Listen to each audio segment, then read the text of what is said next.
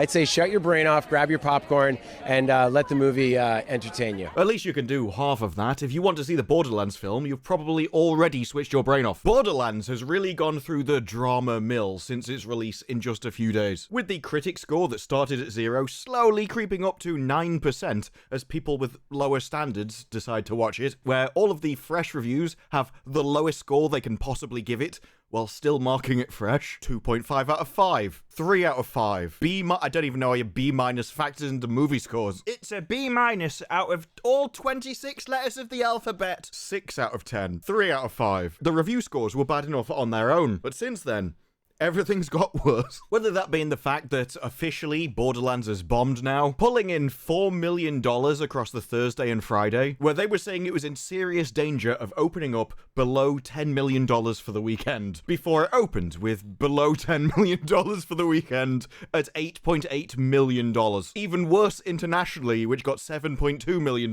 coming into $16 million overall based off at least $115 million budget. So in this case, it seems like the people that need to shut your brain off, grab your popcorn would be in the accountancy department. And I mean, this is a movie that's so bad, it actually gets headlines such as, surprisingly, some people did actually like the movie. It was so shocking, they wrote an article about it, pointing out such critique as, I really loved it. I don't know why, I just did. But then again, they also thought that Claptrap was amazing. And at that point, it just seems like bait. What's happening right now? There are some things that are just too much of a stretch to actually believe when it comes to Borderlands, such as when people were pointing out the massive errors in the movie, and you have the producer, or more importantly, CEO of Gearbox, the company that makes the game, screaming, yes, yes, I'm so glad you noticed it. A friend of mine pointed out that in the Borderlands movie, when they're opening the hatch, you can see a crew member open it for them. I don't know how this went unnoticed, but it's the funniest thing I've seen all day. And if you go through to the clip on Twitter, you can see him up here grab the lid as they open it. Just reaches over like the crew member. You're like, oh, maybe it's just a cast member. That would hold if later in the same clip, everyone else didn't just crowd around the other side. Now, at this point, you could just go, yeah, it's funny. Lots of things that happen in that movies. There's quite a few movies where people will walk along and bang their head, like in Star Wars. Or there'll just be a mic boom peep down from the top. It happens all the time. And some things are even left in deliberately as little in-jokes to editors or the crowd, like the Wilhelm scream. Randy, though, not that smart. He replied, yeah, someone noticed this. Yes, it's Brick. But he got cut from the rest of the movie. Yes, in every single scene he was ever in, they just happened to crop him out of the sides. Right. This isn't meant to poison the well with Randy Pitchford, because, I mean, he did say it. But it's more to show the sort of passive-aggressive, sarcastic tone with which he deals with a lot of people on Twitter, which puts his other comments that we'll get to later in a different perspective. Such as when people are asking him, why don't you listen to the fans anymore? It's truly disheartening to see what's happened to the franchise. I'm literally on this platform taking opinions. Did you even see the movie? What didn't work for you? Was there something specific about that did or didn't work? That's a question he asks basically everybody. Was there something specific you could name? He didn't like it when they mentioned something specific, like maybe the critics' reviews. Yes, that's the world. Does that make you feel good? Well, after sitting through that trash, finding out that other people hated it as well is quite cathartic. It's like, I know I had to suffer through it, but at least other people have done so as well. But before Randy acting like a spurned lover, let's head over to screenwriter and director Eli Roth. Do you have a favourite Easter egg that's featured in the movie? The answer is yes, I do. But yeah, it does differ. I mean, yes, I do, obviously. I'm not going to tell you what that is. Never mentions it again. Doesn't answer the question at all. It's like, hey mate, can you give me a hand with it? Yes. Yes, I could. It's not surprising he doesn't seem to remember the movie though, to be honest. The writing has been on the wall for a while now with Borderlands, as it's hitting cinemas more than 3.5 years after principal photography kicked off. And while Lionsgate financially shielded itself by recouping nearly 60% of production costs via international pre-sales, in other words, we got other gullible schmucks to carry the can, in that 3.5 years, Eli left to make another movie and they had to bring in Tim Miller to do reshoots to desperately try and save it. Clearly that didn't work, but it does explain why his answer. Do you have a favourite Easter egg? Yes, I do. Could be the same when he's already made a movie in the middle. And that's not the only strange interview he's done. And while he starts with this like, oh, I got permission to do it, very quickly goes off the rails. Things I talked to Randy Pitchford, the creator, about. I was like, I want to make a great, big, fun sci-fi movie. Okay, you want to make a sci-fi movie, do you? How about a Borderlands one though first, eh? I think we can all agree the most important aspect and inspiration for a Borderlands movie should be Borderlands. I want to do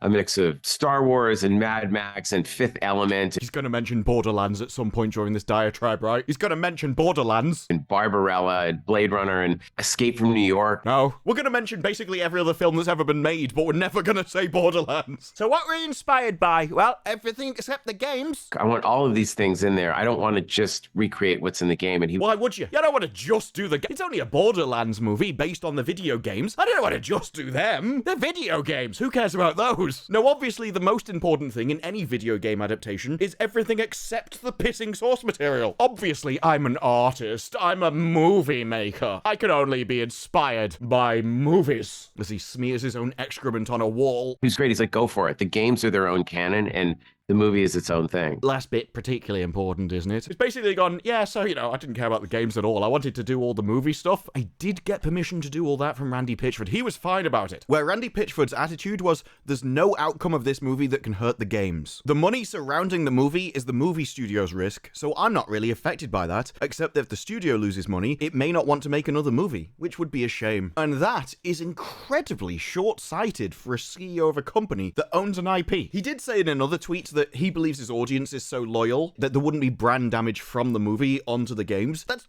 just his opinion. I think we've seen with the superhero genre that putting out bad stuff does affect the other superhero movies. The big danger is when people stop giving you the benefit of the doubt. They stop buying stuff assuming that it'll be good, and they want it proven first. That hurts sales, and so if I was him, I wouldn't be allowing trash like this out the door, because it does reflect on your IP as a whole, and people who may have played the games previously, if they liked the movie, now will just think that Borderlands sucks, because their first impression of it, the movie, sucked. Games are their own canon. The movie is its own thing. So the last attitude he should have had is that. The games are not their own thing. They shouldn't be their own canon. You shouldn't be able to do anything and just go for it. The quality of the movie does reflect on the IP as a whole, regardless of whether Randy thinks it should or not. It just seems to be a case of, I got the permission to do anything, so I did. But the thing I most love about Eli is how flexible he is with his answers. Check out this from a different interview. How did you approach staying true to the game while also still bringing your own creativity? I wanted to stay true to the spirit of the game. All about the game. All about the game he is now. I definitely want to stay true to the game, or at least that's what the first half of that answer implies. I wanted a beautiful visual aesthetic. I didn't want it to look like a kind of dark dystopian. It's very strange that he would even say that about Borderlands. No one could say that Borderlands is a very dark, gritty aesthetic. I mean, yes, there's junk all over the place, but it is incredibly bright. Fun and poppy, like when I saw The Fifth Element or even Barbarella or Escape from New York. Notice the same problem as the previous interview? Yeah, I didn't want anything dark and gritty. I didn't do any of this. No, instead, I was inspired by these other movies. Yeah. Not Borderlands. Didn't mention Borderlands. Not I wanted a bright aesthetic because that's what Borderlands pissing has. Because it was the Fifth Element. So that's the one that really got me to decide on this. We could really stay true to the design and detail of the game and the weapons. We can absolutely stay loyal to the game. How are you doing that? Well,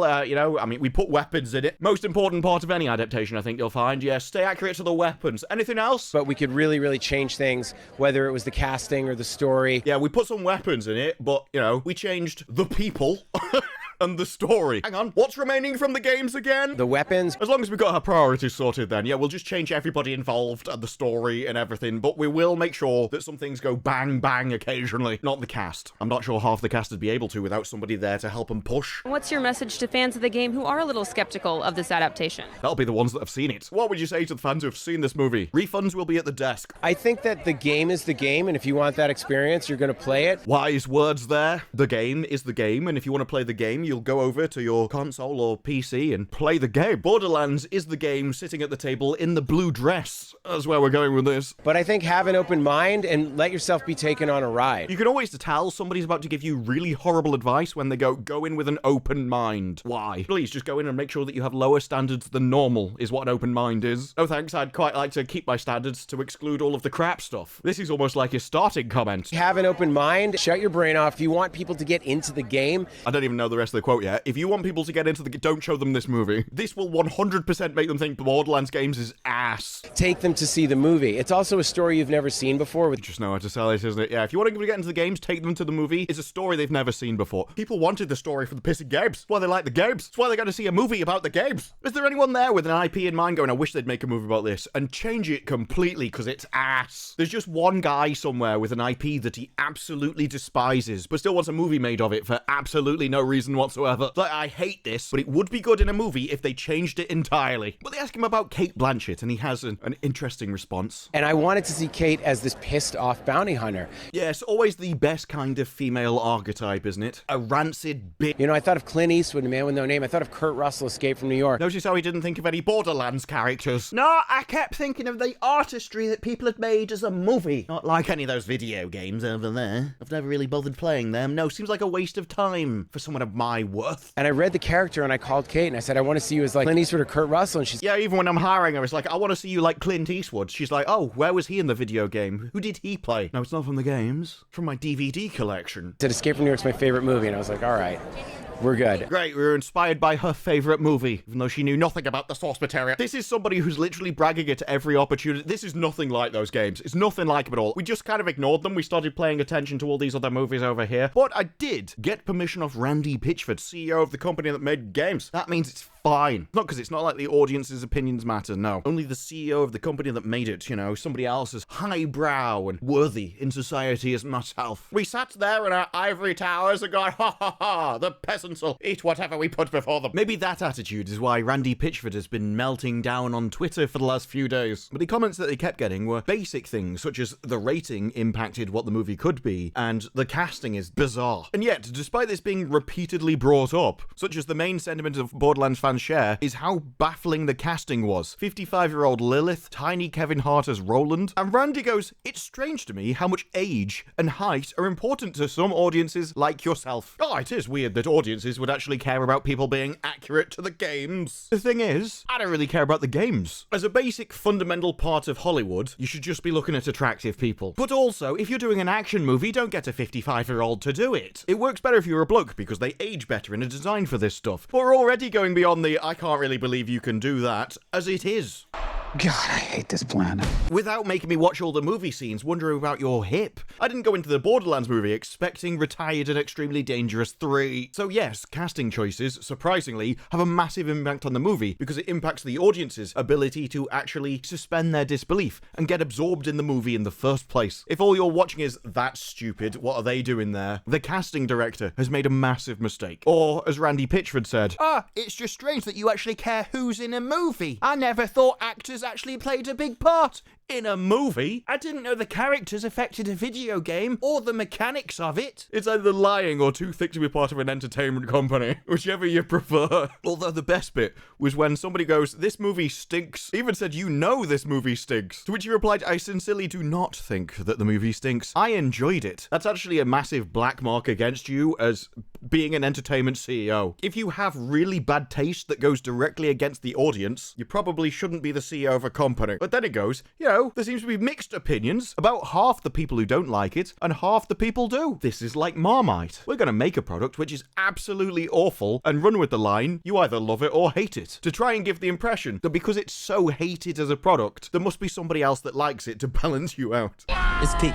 It's Pete. It's in my mouth! The Beatles had more #1 hits than any other band in history, and their hit rate was less than 25%. I wouldn't be comparing the Borderlands movie to the Beatles. Also, I don't know how many #1s the Beatles had, but if they're getting a #1 every 4 songs, that's incredible. What are you saying, that by the time you get to Borderlands 4, you might have actually made a good one? He also did, again, the very passive-aggressive thing of when people were trying to basically insult the movie, going, well, you must be saying that I did better games with my job. So I'm very flattered about that. It's like, yes, even when you insult me, you actually end up complimenting me. All very obvious language and passive-aggressive tricks like that. And I don't know whether he does this all the time, don't normally pay attention to his Twitter. But as you can see, all the replies are really long replies. There's the odd short one, but a lot of them are very, very long replies. So then it's a bit weird when he says, I don't know about the video, I'm crazy busy and haven't had time to read any reviews, let alone watch a video. Well, you seem to have plenty of free time to reply on Twitter, mate. I'm not sure time is particularly an issue when you're dropping walls of text at people on Twitter. It also doesn't help when he goes, I've not seen any reviews or watched the video. When he says, I'm on this platform taking opinions. I want to learn from them. I'm trying to take different perspectives. I'm right here, ready to listen to you. And he's like, well, you could have gone through the reviews, couldn't you then? You want to listen from people that are criticizing the movies? Go and read the reviews. Or is it that you're not interested in the critique of the movie? It's more the passive-aggressive responses that you can give to people about them. Clever. Setting up the plans of a farmer. I want Happy Meals. As there's one running theme throughout his replies. Did you see the movie? Did you see the movie? That wasn't the question, but did you see the movie? Can you tell me something specific? I just want something specific, bro. Please, just tell me something specific. A significant part of the responses was that. So you're already lowering the value of their opinion. Well, did you even watch the movie, bro? As opposed to going to the critics who did. And for somebody who is, well, he's crazy busy. He just doesn't have the time to go through reviews. Well, he did have a lot of time to actually go through all the responses, talk about how he'd been blocking people, all the various problems that he'd had, and this goes on and on and on. Like, you can just keep scrolling. It just keeps going. He even decided to pick a fight with Paul Tassi. In this tweet, see if I can find the original, where he had to apologize because he blocked loads of nasty people and accidentally blocked some people he didn't intend to. So he goes, I'm sorry if there's any problems with that, fair enough. And then he goes, oh, except for that Paul Tassi guy. I'm sorry if you got blocked yesterday. It may have been a mistake. Unless your name's Paul Tassi, in which case, I'm making a specific exception. I definitely did that one deliberately. Wow! It was pointed out to me that I blocked him too, and I accidentally blocked 3 people, but not Paul Tassi. I blocked him on purpose. I unblocked him, but I think I'm gonna block him again. Just something about the dude's attitude. It just feels off, you know, bad vibes, you see. I read some stuff where he seems to act like he knows me, and fronts like he knows something that he doesn't, and it rubs me. He does say bad vibes. It's just the vibes, bro. It's strange to see someone so obsessed, but he seems super obsessed with the stuff with me and my company. Dude, he's a pissing critic. He writes about entertainment and video games. You make video games, and then your video game made a movie. Of course he's gonna talk about it. You can't make entertainment products and then complain when people pissing talk about them. That's what you want. Or is Randy Pitchford the only person who makes a game and hope that nobody finds it on the internet? So when people go, you just make YouTube videos for views. Yes. Why else would anyone put one online? I don't know. Imagine if this entire channel was just like my personal video inbox. Was only there to back up videos that I hoped nobody ever saw. But he seems super obsessed about the stuff my company make, and I know he's a dude who's making a living, so good for him, but I'm not in the mood. Some people said he's a journalist and a video game critic. He's allowed to voice an opinion, yes, and I'm allowed to block him. Then Eric Kane joins in, also contributes to Forbes. Paul has covered Borderlands for years, often quite glowingly. As a critic, he's not just talking nonsense, because he, like countless others, disliked the movie. Have a little grace when taking your lumps. Well, if there's one thing we've learned from Randy Pitchford's diatribes on Twitter, no, you can't do that. All of it is couched in this, I'm just after your opinion, can you mention something specific, bro? It really comes across like, yeah, he's not actually interested. The whole, can you be specific about your criticism, comes across more as, this is a test to see if you've seen the movie. Tell me your favorite part of it. It was the credits, actually. It was the photo of the doors I took as I was leaving the cinema. Even this article says, well, the question appears innocent enough. It's clear from Pitchford's snarky responses to fans that he's not actually interested in constructive feedback. Because even though fans complained about the rating, Pitchford didn't seem receptive to those responsive either.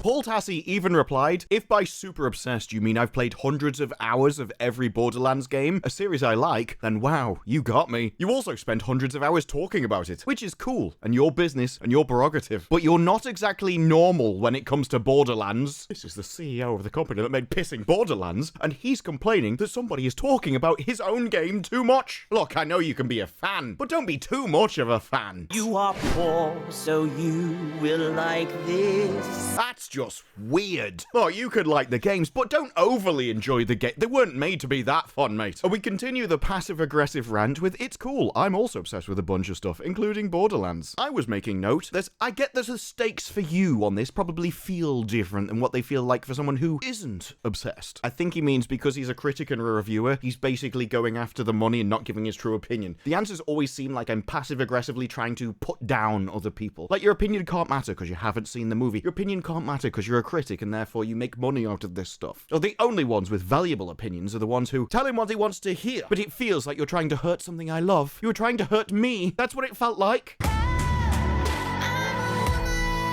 The movie sucked, mate. Paul Tassi even said he likes your pissing games. They were the ones that you made. You're a producer on this movie, but you also said you had nothing to do with the creation of it. So, I'm not sure why people criticizing the movie feels like a criticism on you. You didn't make it. If anything, you should be angry that people made crap out of your IP. And maybe learn next time so that when somebody comes to you asking to make something from your IP again, you actually have more creative control on it to ensure that it isn't crap. You shouldn't have let this movie get into this condition. I'm happy to chat and have a real conversation if you want, because probably all the people telling him that what he did was out of line made him go, oh, actually, sorry, this wasn't a popular decision, was it? It's not every day that someone gets an offer to chat with the creator of something they've spent hundreds of hours enjoying. Is terrified that one day he'll be discovered as the aging, talentless hack that he really is. It's not every day that somebody of your, common stature, one of the plebs, gets an offer to communicate with one such as me. I shall deign to decide to descend from my perch and mix in among the common peasants for a while. My aim will be to sincerely understand you better and share fellowship over something we so both obviously love.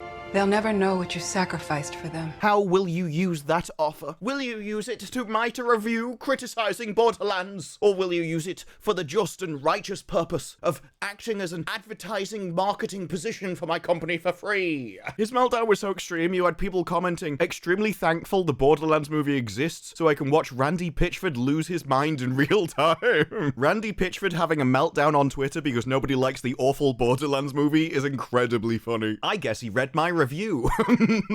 Why are you acting like such a deranged fool? Paul writes gaming articles for Forbes. It's literally his job. Nobody's ever got the vibe that he's obsessed with you. It sounds like you've got main character syndrome. I'd be quite content for the dude to never think of me again. Cheers. And you want passive aggressive? Oh boy, have we got passive aggressive for you. When he finds out that Paul Tassi wrote a book, he's like, should I read this? I'm going to try and build a bridge here because I'm an idiot. This dude isn't just a critic. This dude is out here making stuff, adding to the world, and I respect that. I blocked him because I thought he was trying to hurt me and something I love, so I'm gonna read his book. Then you're gonna criticize it. Just seems like you two are a lot alike. You're both literal geniuses. I've never read anything from Randy Pitchford before, but I love this kind of tactic because it's so obviously transparent. No, I'm just reading it because I want to build a bridge between us. Oh, by the way, your book sucks, mate. You criticize me, I criticize you. I just thought you were a critic, but now I've found an in. God, he kept going with him. It's my opinion that you enjoy talking crap at my expense. Your comment further reinforces my opinion. I get that you're doing your gig, but why be a jerk about it? Surprising that he has the balls to say that after how he's talking to people. No, it's fine, you see, because I'm just doing it passive-aggressively and insinuating things. That means that you can't call me on it. It's fine, you can't call me on it just because I tweet like a bitch. You're pure evil.